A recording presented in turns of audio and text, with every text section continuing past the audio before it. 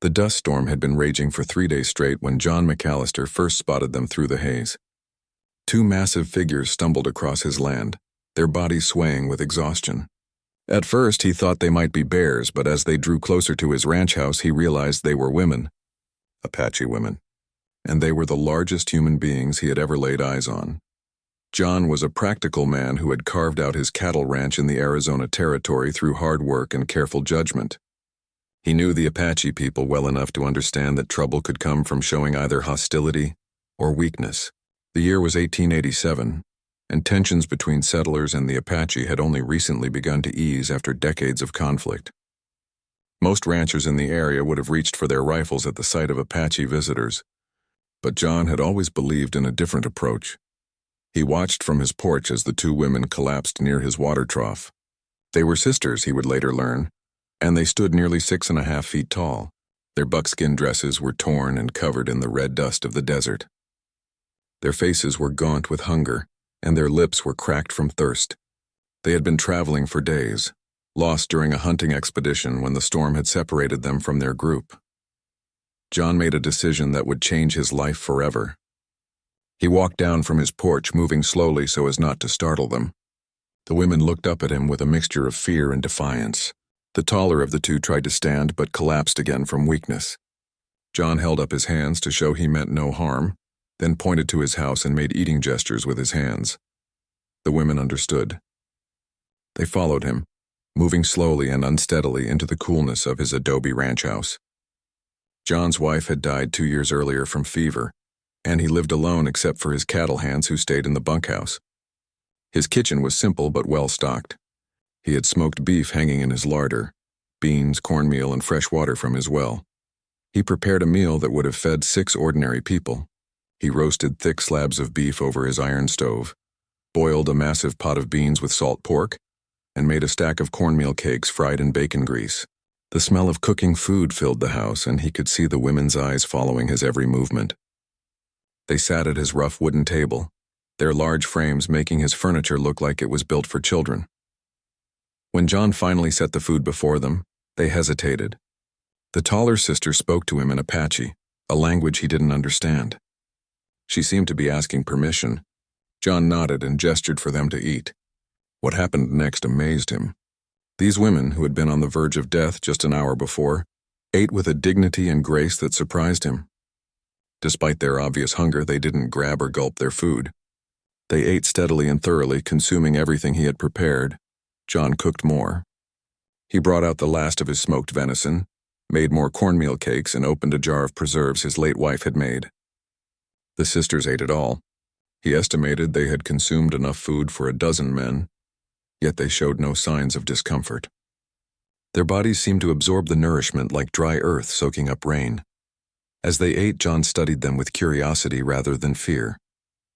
The taller sister had a long scar across her left cheek and carried herself with the bearing of a warrior.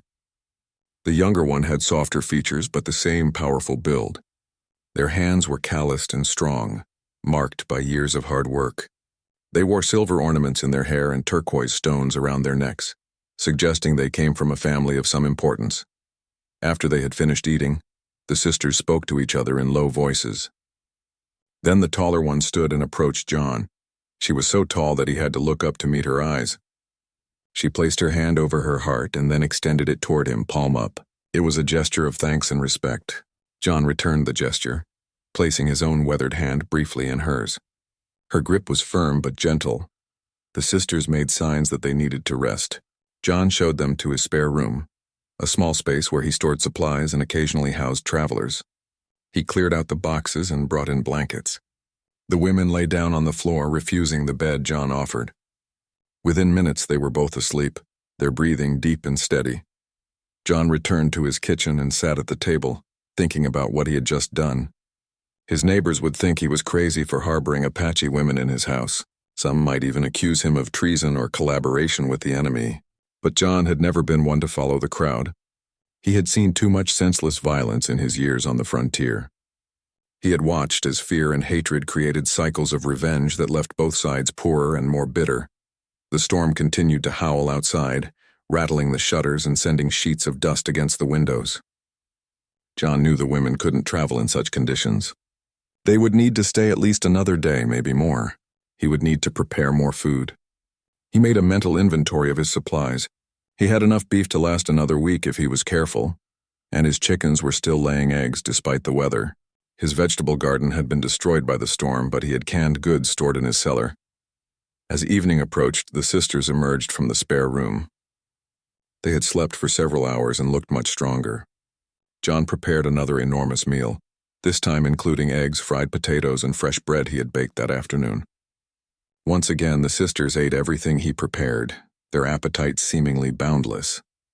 Yet there was something almost ceremonial in the way they ate, as if the sharing of food created a bond between them and their host. After dinner, the taller sister tried to communicate with John through gestures. She pointed to herself and said Nita, then pointed to her sister and said Kaita. John understood these were their names. He pointed to himself and said, John. Nita smiled for the first time, revealing strong white teeth. She repeated his name several times, getting the pronunciation right.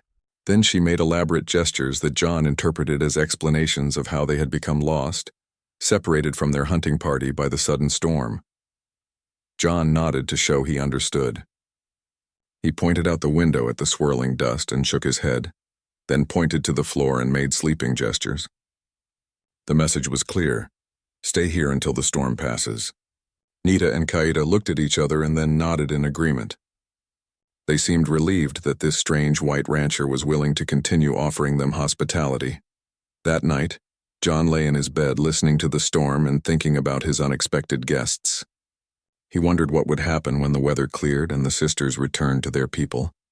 Would they remember his kindness, or would it be forgotten in the long history of conflict between their peoples? He had no way of knowing that his simple act of feeding 2 hungry women would soon bring consequences far beyond anything he could imagine. The storm finally broke on the morning of the 4th day. John woke to an eerie silence, the kind that only comes after days of howling wind. Sunlight streamed through his windows, illuminating the dust that still hung in the air like a fine mist. He rose from bed and checked on his guests. The spare room was empty, the blankets neatly folded in a corner. For a moment, John felt a strange disappointment. He had grown accustomed to the presence of the 2 sisters in his home. Their quiet dignity and the challenge of communicating across the language barrier had made the long storm days pass more quickly. He walked to his kitchen and found them there, already awake. Nita was attempting to work his iron stove, clearly trying to prepare food. Kaida was sweeping the floor with a broom, her powerful arms making quick work of the dust that had seeped into every corner of the house. John smiled and shook his head, taking over the cooking himself. This would be their last meal together, he realized. Once they had eaten, the sisters would need to return to their people. He prepared a massive breakfast of eggs, beef, beans, and the last of his bread. As they ate, John noticed that both women seemed reluctant to leave. They ate more slowly than usual, and Nita kept glancing out the window toward the mountains where their people lived. After breakfast, John packed them provisions for their journey. He wrapped dried beef and cornmeal cakes in cloth and filled a water skin from his well. Nita tried to refuse the supplies, but John insisted, pressing the bundle into her hands. She looked at him for a long moment, then spoke in Apache, her voice serious and formal. Though John couldn't understand the words, he sensed she was making some kind of promise. The sisters left shortly before noon, walking east toward the distant mountains. John watched them from his porch until they disappeared into the shimmering heat waves. Then he returned to his work, checking on his cattle and repairing the damage the storm had caused to his fences and outbuildings. His ranch hands, who had waited out the storm in the bunkhouse, asked him about the Apache women they had glimpsed near the house. John told them simply that he had given shelter to 2 travelers in need. The men exchanged glances but said nothing more. They knew their boss was not a man to question. Life returned to its normal rhythm. John worked his cattle, mended his fences, and in the evenings sat on his porch watching the sun set over the desert. 3 weeks passed.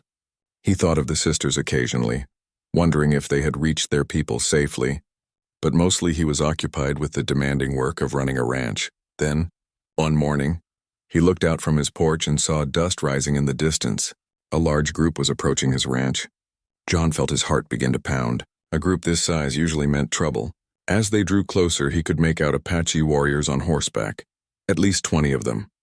In the center of the group rode a man whose bearing marked him as a leader. His horse was decorated with silver ornaments, and he wore a magnificent war shirt adorned with beadwork and feathers. John considered reaching for his rifle but decided against it. If this group meant him harm, a single rifle wouldn't save him. Instead, he stood on his porch and waited, his hands visible and empty. His ranch hands had spotted the group too, and several came running from the bunkhouse, weapons in hand. John ordered them to put the guns away and return to work. They hesitated but obeyed.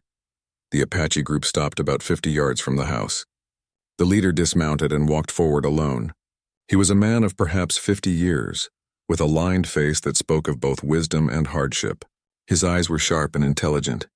Behind him, John could see Nita and Kaida sitting on horses, watching intently. The leader stopped at the base of the porch steps. He raised his hand in greeting, and John returned the gesture. Then the man began to speak in heavily accented but understandable English. His voice was deep and carried authority.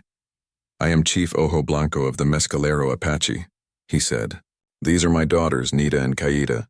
They have told me of your kindness during the great storm. You fed them when they were hungry. You gave them shelter when they were lost. You sent them home with provisions for their journey. For this, I have come to thank you and to offer you a gift." John descended from his porch, uncomfortable with the formal tone. "I only did what any decent person would do," he said. "Your daughters were in need. I helped them. No thanks are necessary." Chief Ojo Blanco smiled slightly. "That is why the gift must be given," he said. "A man who says no thanks are necessary is exactly the kind of man who deserves thanks. You could have turned my daughters away. You could have harmed them. Many of your people would have done so. Instead, you treated them with honor. Such action creates a debt." John shook his head. "There is no debt. I ask nothing from you or your people." The chief's smile widened. "That makes the debt even greater," he said. "You must understand, John McAllister. Nita has told me exactly how much food you gave them. She described to me how you emptied your stores to feed them, how you cooked for hours to satisfy their hunger. My daughters are not small women. They eat more than most warriors. You knew this, yet you continued to feed them. This is not a small kindness. This is generosity of a rare kind." John felt embarrassed by the praise. They were starving. "What else could I do?" Chief Ojo Blanco stepped closer, his expression becoming more serious. "Many things. You could have given them water and sent them away. You could have given them small portions of food. You could have charged them for your generosity. But you did none of these things. You opened your home. You shared your food freely. You treated them as honored guests. This creates a bond between us." The chief gestured to his warriors, and several of them dismounted. They began unloading bundles from their horses. "I have brought you gifts," the chief said. "Fine blankets woven by the women of my clan, turquoise stones from our sacred mountains, dried venison and preserved foods to replace what you gave my daughters. But these are small things. They do not balance the scales between us." John watched as the warriors piled the gifts on his porch. The blankets were beautiful, woven in intricate patterns with colors he had never seen before. The turquoise stones were large and flawless, worth a considerable amount of money. The food supplies were substantial, probably worth more than what he had given the sisters. Yet the chief seemed unsatisfied with these offerings. "These gifts honor your kindness," Chief Ojo Blanco continued, "but they do not create the bond I wish to forge. You saved my daughters' lives. In our culture, this creates a debt that can only be repaid through kinship. Therefore, I offer you something more valuable than any material gift. I offer you membership in my family." John wasn't sure he understood. "What do you mean?" The chief turned and gestured to the group behind him. A young woman rode forward on a spotted horse. She was Apache, probably in her early 20s, with long black hair and striking features. She wore a dress of white buckskin decorated with elaborate beadwork and carried herself with quiet grace. Unlike the massive sisters, she was of normal size, slender and graceful. "This is Siki, daughter of my brother," Chief Ojo Blanco said. "She is of good family, skilled in all the arts a woman should know. She is strong, healthy, and of good character. I offer her to you as a wife if you will accept her. Through this marriage, you will become part of my family. Your home will be our home. Your enemies will be our enemies. Your fortunes will be our fortunes." John stood frozen, completely unprepared for such an offer. He looked at the young woman, who met his gaze steadily. There was no shame or reluctance in her expression. but neither was their enthusiasm. She looked like someone accepting a duty with dignity. John's mind raced as he tried to process what was happening. Marriage? To a woman he had never spoken to. The very idea seemed impossible. Yet as he looked at Chief Ojo Blanco's serious face, he realized this was no joke or casual suggestion. This was a formal offer, made with the weight of tradition and honor behind it. Chief Ojo Blanco, John said carefully, choosing his words with care. I am honored by your offer. Truly honored. But this is very sudden. I don't know your niece. She doesn't know me. How can we marry? The chief nodded as if he had expected this response. In your culture, perhaps marriage requires long courtship and romance. In our culture, marriage is about family, alliance, and duty. Love may come later or it may not, but respect and honor can exist from the beginning. Siki knows you are a man of good character. She has heard from her cousins how you treated them. This is enough for her to accept you as a husband. John looked again at Siki. She remained calm and composed, watching him with intelligent dark eyes. He wondered what she was thinking, whether she truly wanted this or was simply following her uncle's wishes. The whole situation felt unreal, like something from a story rather than his actual life. I need time to think, John said finally. This is not a decision I can make in a moment. Chief Ojo Blanco's expression darkened slightly. Time? How much time does a man need to accept honor and kinship? I have ridden 4 days to bring this offer to you. My warriors have left their families to accompany me. We have brought valuable gifts.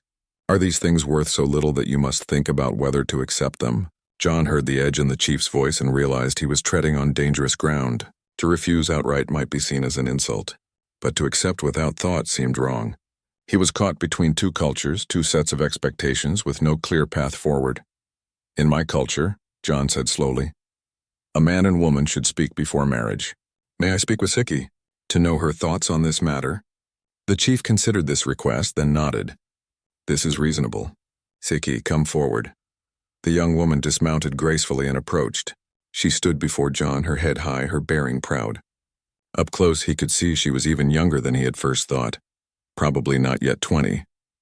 Her face was beautiful in a strong, distinctive way, with high cheekbones and a firm jaw. Her hands, he noticed, were calloused from work, much like his own. Do you speak English? John asked. Some, Siki replied. Her voice was soft but clear. I learned from missionaries when I was a young girl, before the last troubles with soldiers. Did you choose this? John asked directly. Do you want to marry me, or are you only doing this because your uncle commands it? Siki's eyes widened slightly at his directness, but she answered without hesitation. Both, she said. Uncle is chief. I do my duty to family, but also I choose. Nita and Kaita say you are good man, kind man. You could hurt them, but you help them. This tells me about your spirit. I could marry Apache warrior, but many warriors die in fighting. Life is hard. You have good ranch, good land. You are strong but not cruel. This is enough for me to say yes. Her honesty surprised John. She wasn't pretending to any romantic feelings, but neither was she being coerced. She had made a practical calculation and decided he was an acceptable husband. There was something refreshing about her straightforward approach, so different from the complicated courtship rituals he remembered from his youth. But you don't know me, John protested. I could be a terrible husband. I could be cruel when no one is watching. How can you trust me based on one act of kindness? Siki shook her head. One act tells much. You feed Nita and Keita until they are full. Not just little food to send them away. You give all you have. You let them sleep in your house. You send them home with food for journey. These things show who you are. Also, she added with a slight smile, Nita says your house is very dirty. You need wife to clean. Despite the tension of the moment, John almost laughed. He couldn't deny that his housekeeping skills were lacking. Since his first wife had died, the ranch house had become increasingly dusty and disorganized. But surely that wasn't a reason to get married. Chief Ojo Blanco spoke again. You have spoken with Siki. You know she accepts this marriage willingly. What is your answer, John McAllister? Will you join our families, or will you refuse the honor we offer? John felt the weight of the moment pressing down on him. His ranch hands had emerged from the bunkhouse again and were watching from a distance. The Apache warriors sat motionless on their horses, their faces unreadable. Nita and Kaita watched him with particular intensity, as if his decision would somehow reflect on their judgment of his character. He thought about his life. He was 38 years old, alone on a ranch in difficult territory. His first wife had been dead for 2 years, and he had not seriously considered remarrying. The loneliness of his existence had become so familiar that he barely noticed it anymore. His days were filled with work and his evenings with silence. What Siki offered was not romance, but it was companionship, partnership, and connection to a people who knew this land far better than he ever would. But there were complications. The Apache were still viewed with suspicion and fear by most white settlers. If he married an Apache woman, he would face criticism from his neighbors, possibly worse. Some might refuse to do business with him. Others might see him as a traitor to his own people. His life would become more complicated, not less. On the other hand, an alliance with Chief Ojo Blanco's clan could offer protection and friendship in a dangerous land. The Apache knew every water source, every game trail, every safe passage through the mountains. They could teach him things about survival that no white man knew. And perhaps most importantly, they offered him a chance to build something meaningful, to create connections that transcended the bitter divisions of frontier life. John looked at Siki again. She met his gaze steadily, neither pleading nor proud, simply waiting for his decision. In her eyes, he saw strength and intelligence. She was offering him a partnership based on mutual benefit and respect.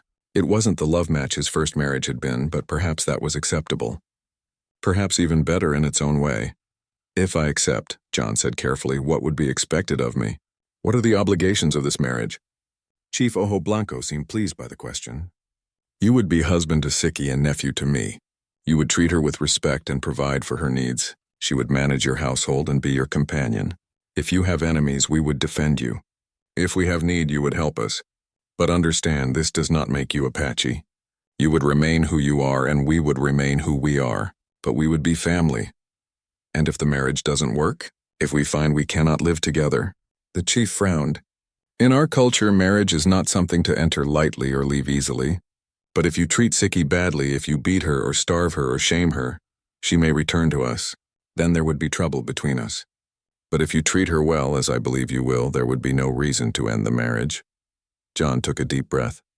He was about to make a decision that would change his entire life. Every logical part of his mind told him to refuse politely, to thank the chief for the honor, but explain that their cultures were too different, their worlds too separate. But something deeper, some instinct he couldn't name, pushed him in another direction. I accept, John said simply. I will marry Siki if she still agrees. Siki nodded once, a small smile touching her lips.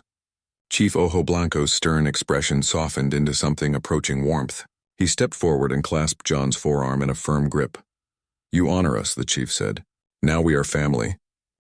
The wedding ceremony happened that very afternoon, a blend of Apache tradition and improvised frontier ritual.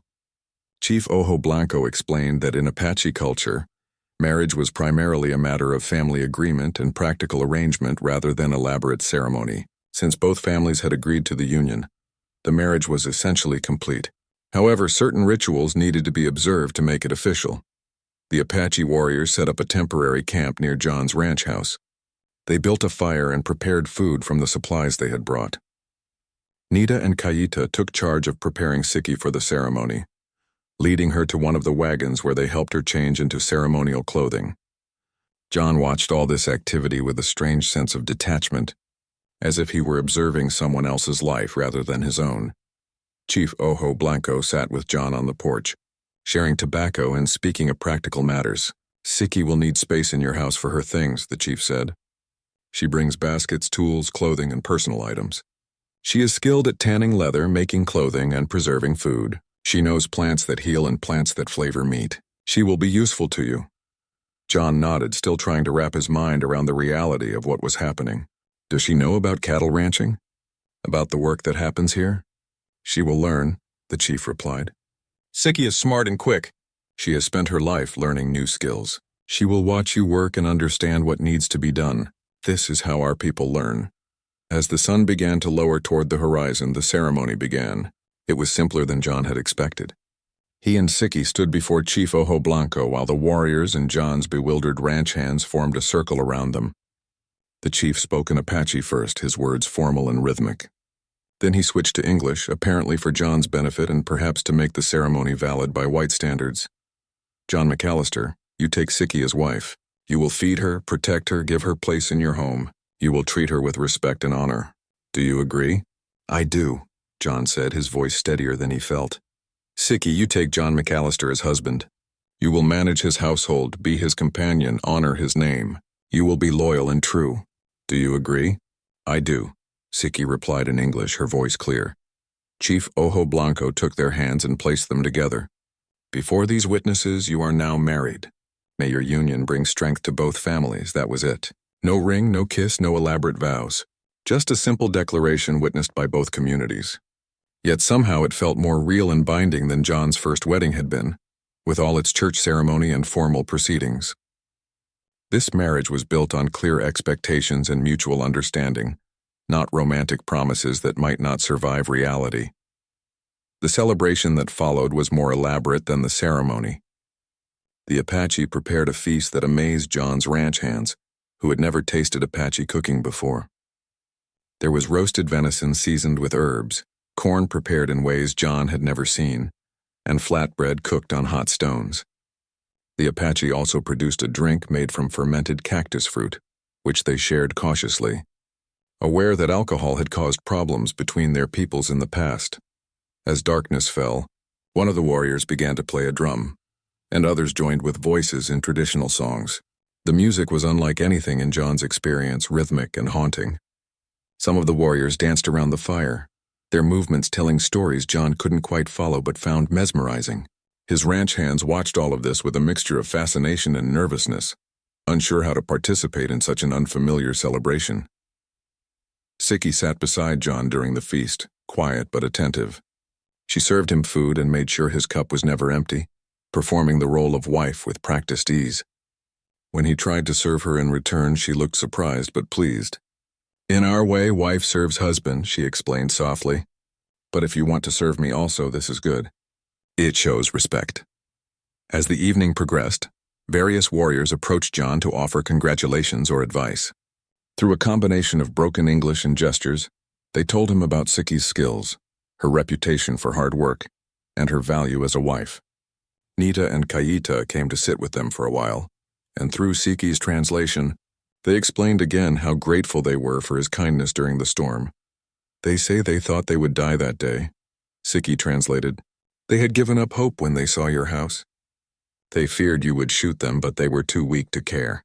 When you fed them instead, they could not believe it. They say you gave them back their lives." John felt embarrassed by such praise. "I only did what was right," he said. Siki smiled slightly. "That is what makes it special. You could have done wrong, but you chose right. Not many men make that choice." As the night wore on, Chief Ojo Blanco announced that his group would camp nearby for the night, and then return to their settlement in the morning. He made it clear that Siki would remain with John, of course, as she was now part of his household. Some of the warriors would return in a few weeks to check on her and bring additional supplies. But from this moment forward, she belonged to John's world rather than theirs. When the celebration finally ended and the Apache settled into their temporary camp, John faced the awkward reality of his situation. He had a wife, but she was a stranger. They were expected to share a home, probably a bed, but they barely knew each other. He showed Siki to his house, suddenly aware of how rough and unfinished everything looked. His first wife had made the place comfortable with curtains and decorations, but after her death, he had let it become stark and utilitarian. Siki walked through the house with interest, examining everything. She ran her fingers along the dusty shelves, looked at the simple furniture, and inspected the kitchen area with particular attention. John could see her making mental notes, planning changes and improvements. "Is it acceptable?" John asked, suddenly anxious about her opinion. Siki turned to him with raised eyebrows. "Acceptable? It is very good house. Strong walls, good roof, plenty of space. Much better than Wiki Up.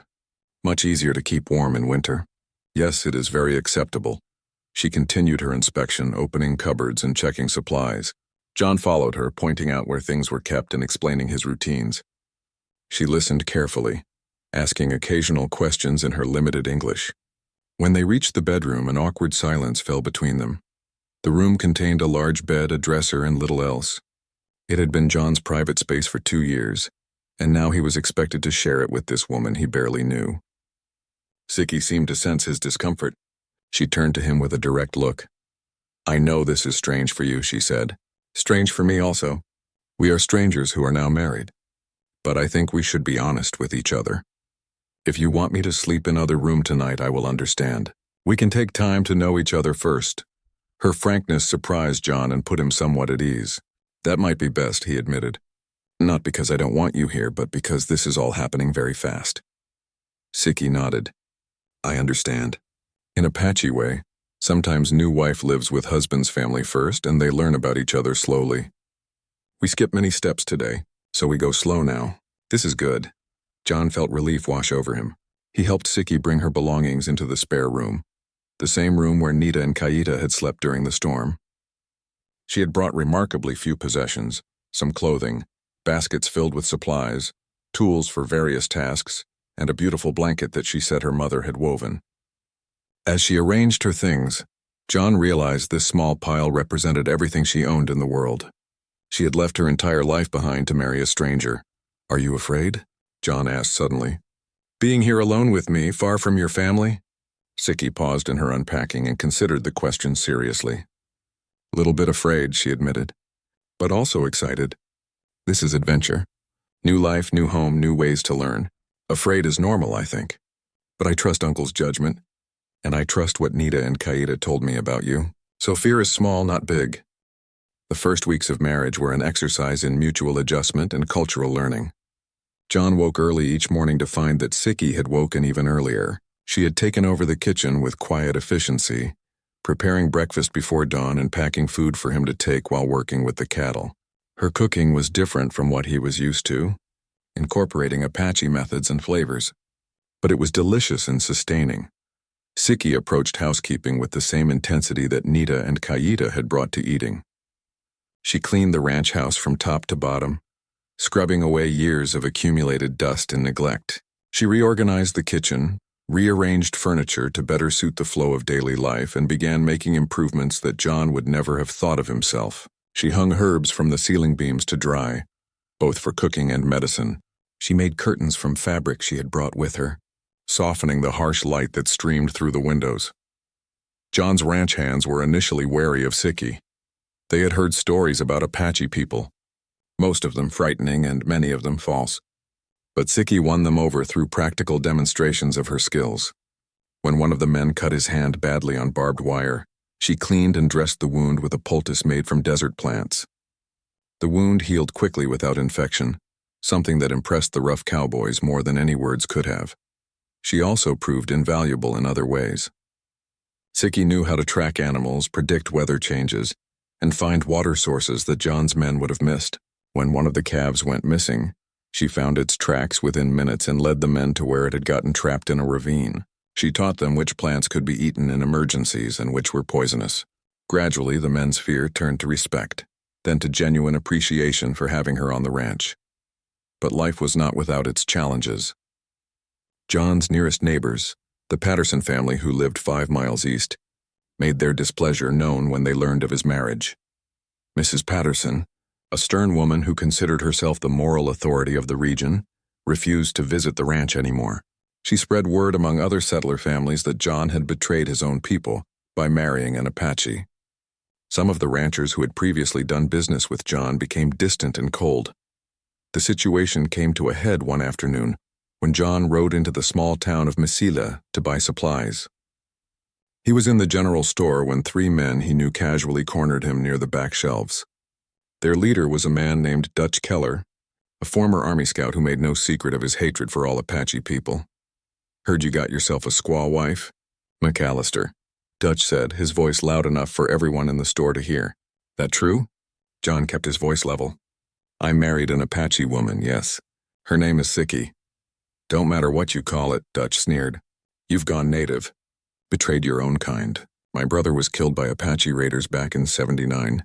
How do you think that makes me feel, knowing you're sleeping with one of them?"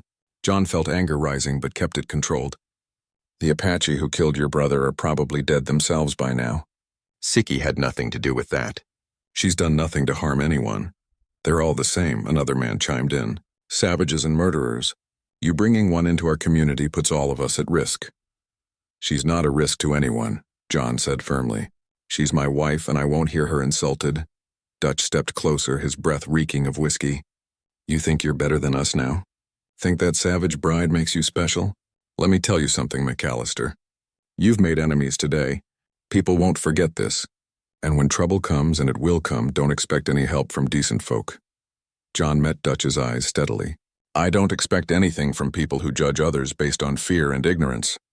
Now, if you'll excuse me, I have supplies to buy."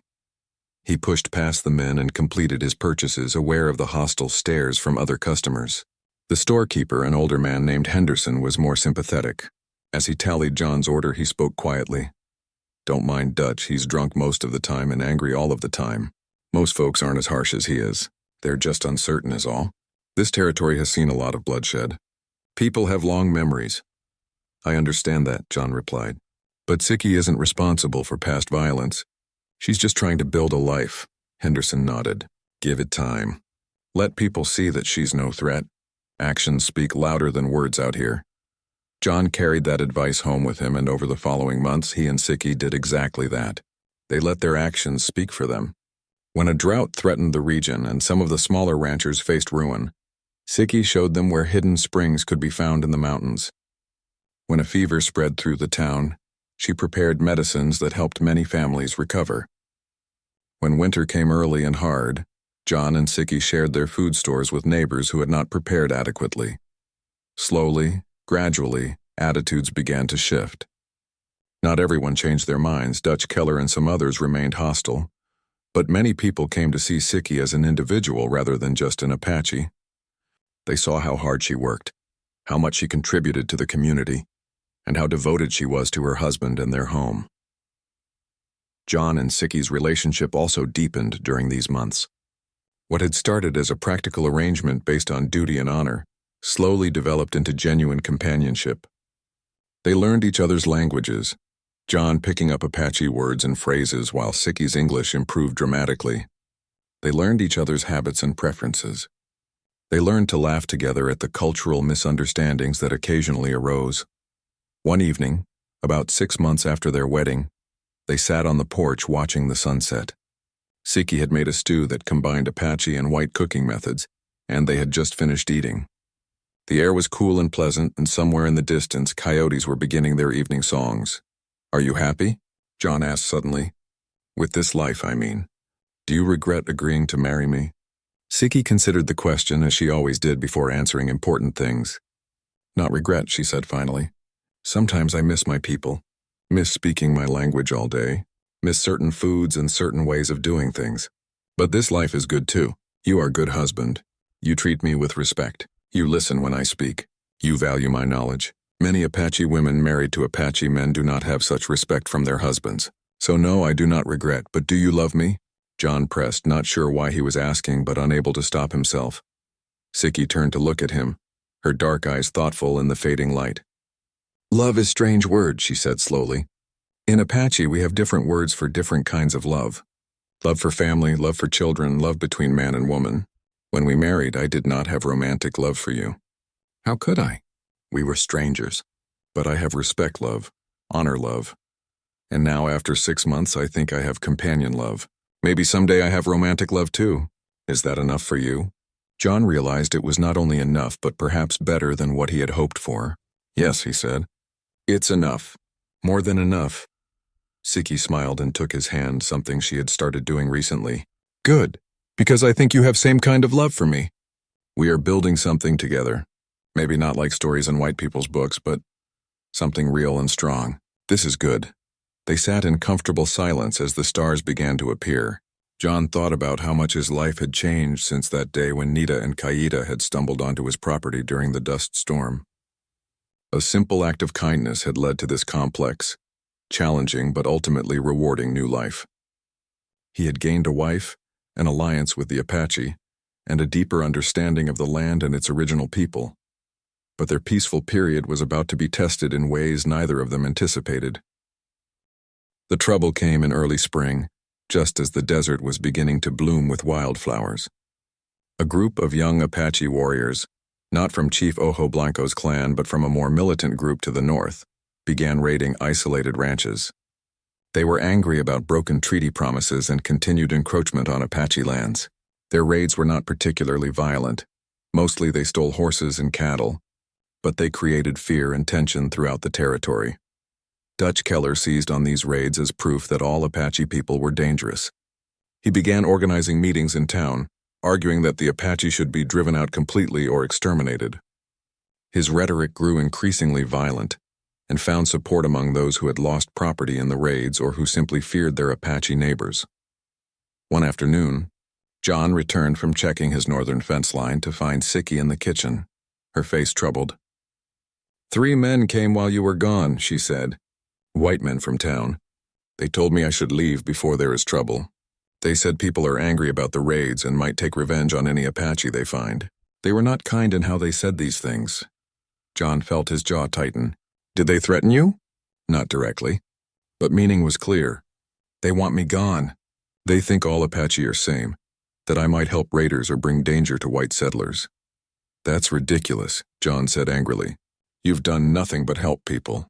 You've saved lives with your medicine, helped find water, shared knowledge. How can they turn on you like this?"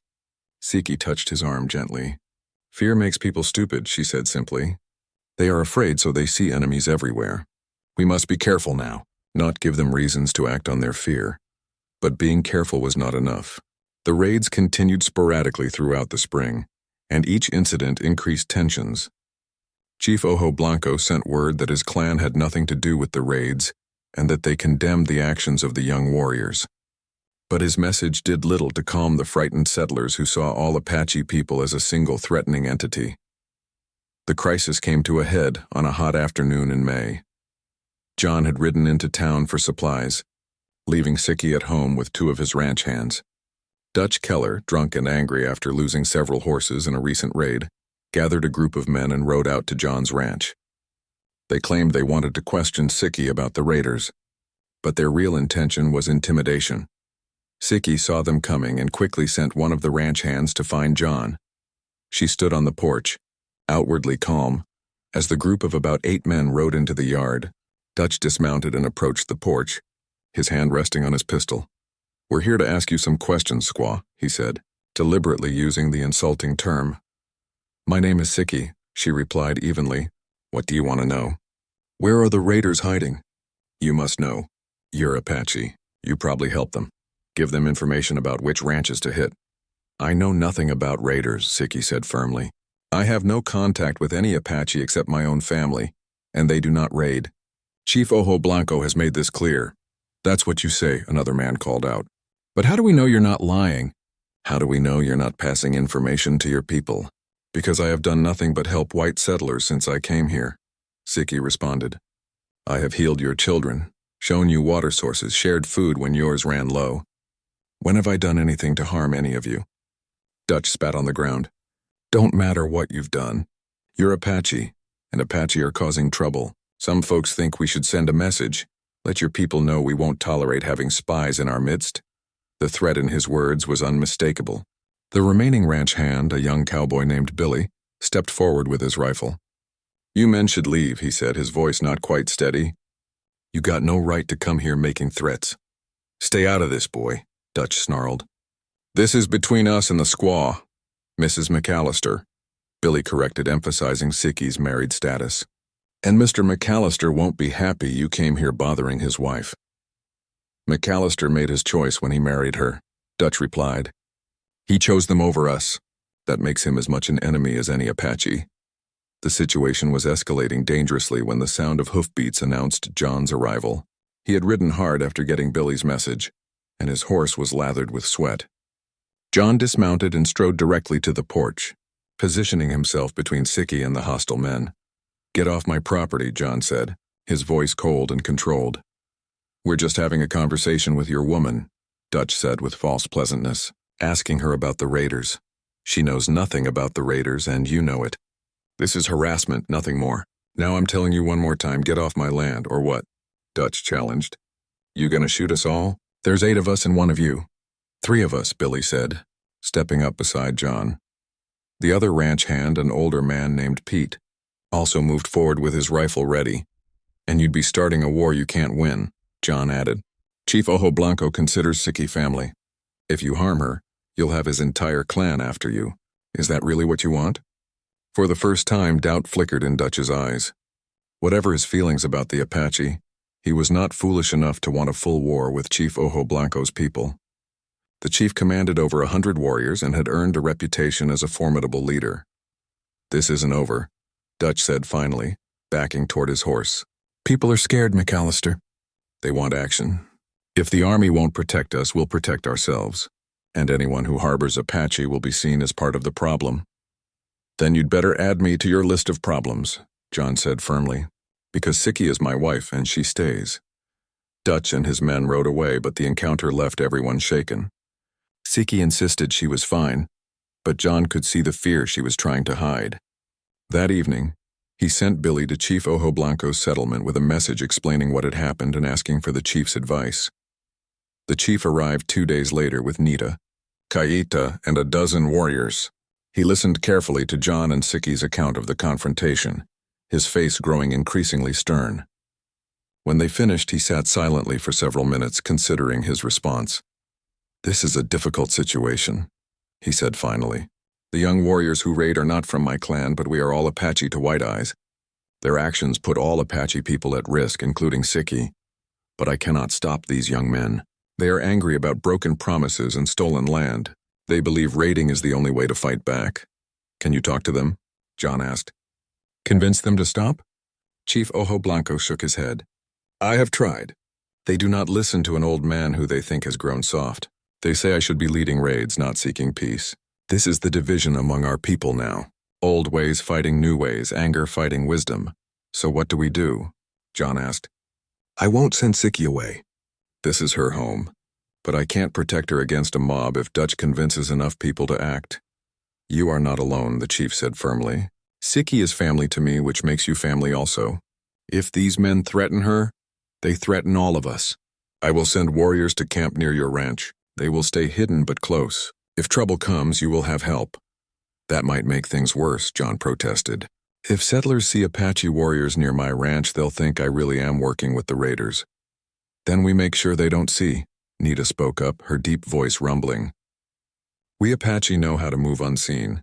We watch and wait. If no trouble comes, no one knows we are there. If trouble comes, we are ready.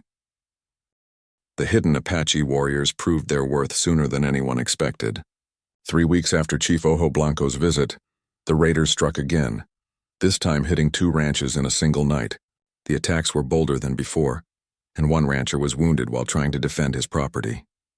The territorial governor, responding to mounting pressure, authorized the formation of civilian militia groups to supplement the army patrols.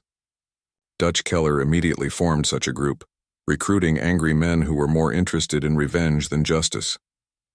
On a moonless night in June, Dutch and 15 armed men rode toward John's ranch. Their plan was simple: take Siki as a hostage and force Chief Ojo Blanco to reveal the location of the young raiders. They believed that all Apache were connected, that Siki must know something useful, and that threatening her would produce results. The fact that this logic was flawed, based on ignorance and prejudice, did not deter them. But they were not the only ones moving through the darkness that night. Nita had been watching the town from a concealed position in the hills. When she saw the group of armed men gathering and then riding toward John's ranch, she sent word to the hidden warriors and then raced ahead to warn John herself. John was awakened by a quiet knock on his bedroom window. He grabbed his pistol and went to investigate, finding Nita's massive form crouched outside. Men coming, she whispered urgently. Many men with guns, bad men, maybe 20 minutes away. John's mind raced. He woke Siki and quickly explained the situation. There was no time to flee, and John would not run from his own home anyway. Instead, they prepared to defend themselves. John positioned his ranch hands at strategic windows with rifles. Siki, despite John's protests, insisted on staying to help. She knew how to shoot and was determined not to hide while others fought to protect her.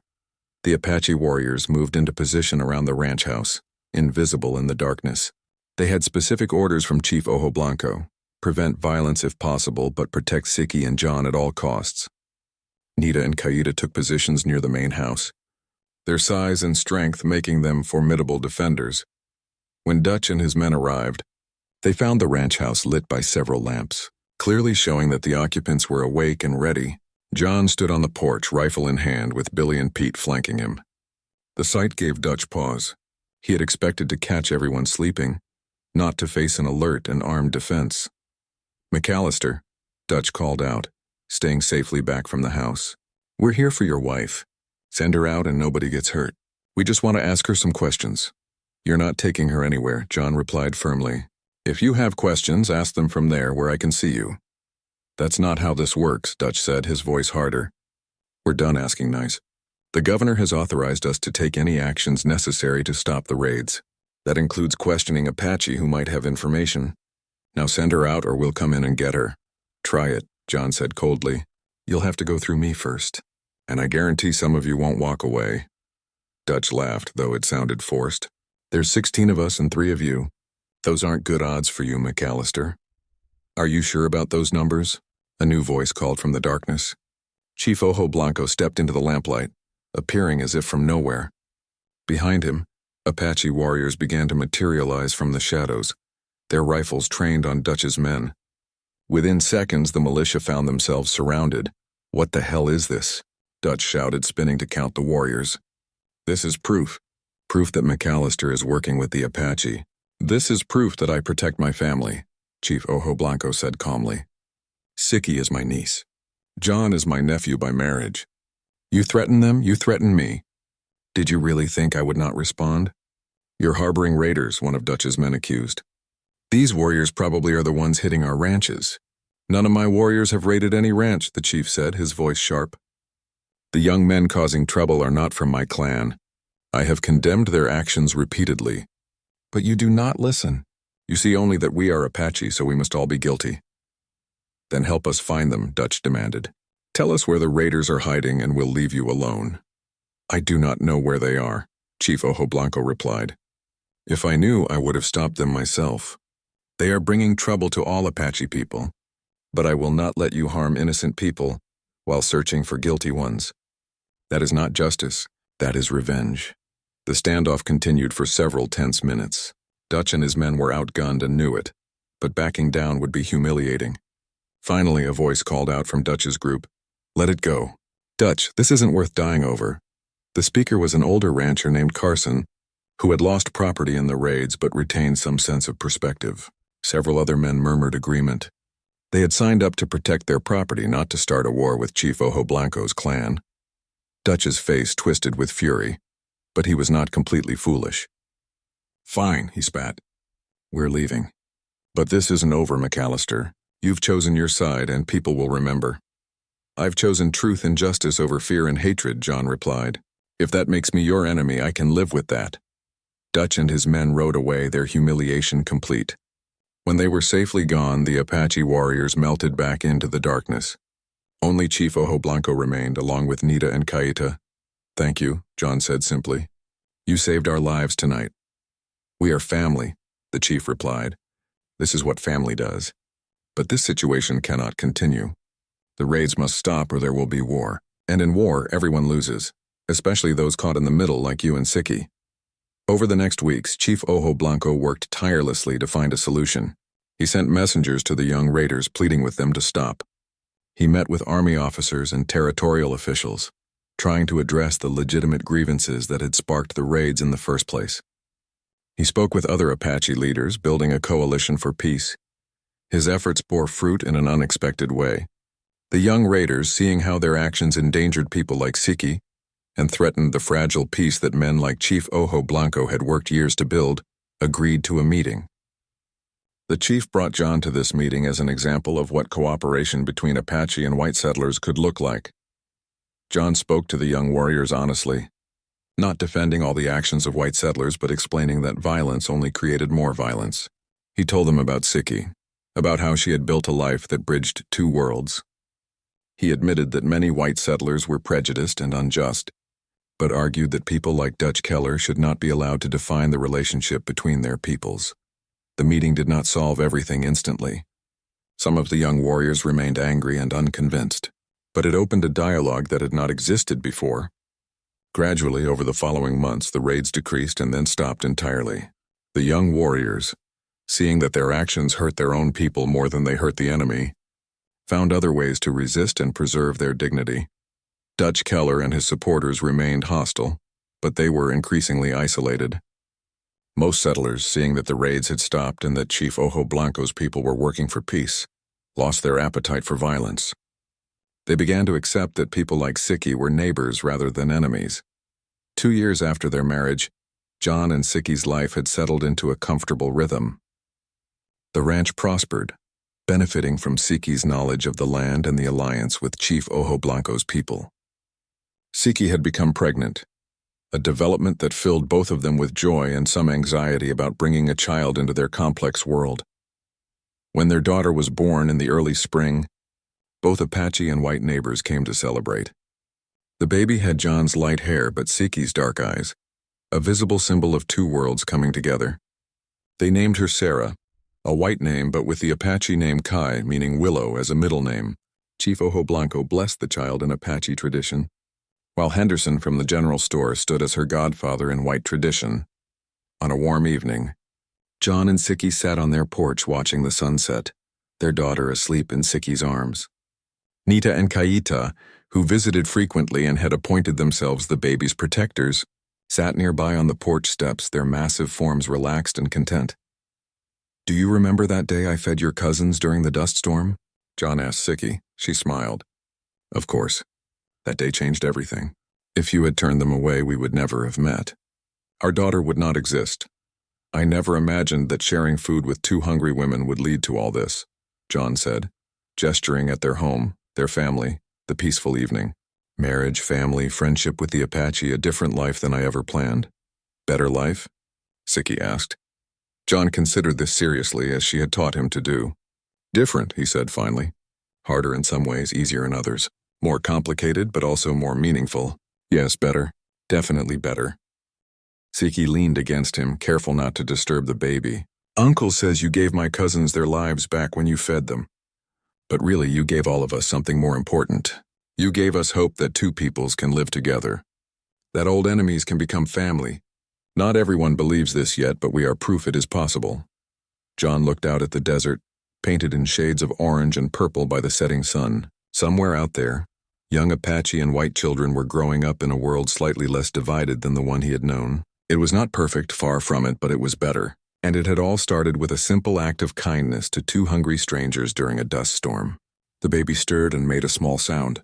Siki rocked her gently, singing a soft Apache lullaby that her mother had sung to her.